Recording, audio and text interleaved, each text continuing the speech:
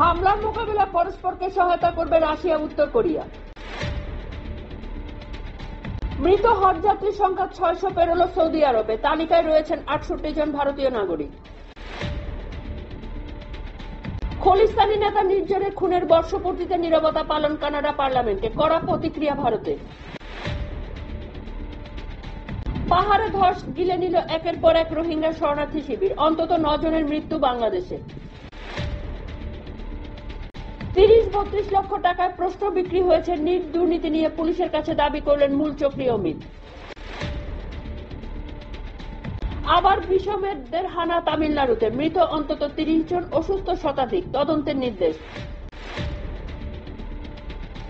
NDA বৈঠকে পদযুগল স্পর্শ করতে ঝুঁকেছিলেন, এবার মোদীকে হস্তগত করে চর্চায় নীতিশ কুমার।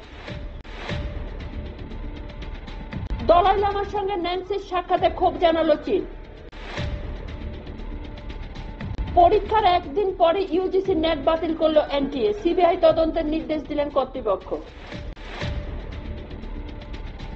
দিল্লির গরমে মৃত বেড়ে 20, তাপ প্রবাহ নিয়ে সতর্ক কেন্দ্র, হাসপাতালগুলোতে নির্দেশিকা পাঠালেন নাড্ডা।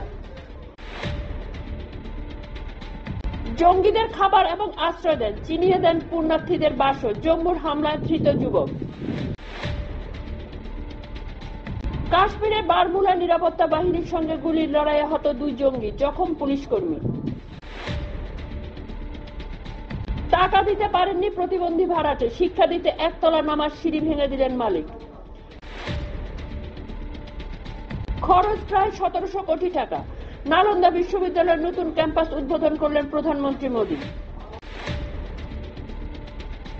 100 কোটির ঘুষ চেয়েছিলেন কেজরিওয়াল, ইডি বলল আদালতে আবার নাকচ দিল্লির মুখ্যমন্ত্রীর জামিন।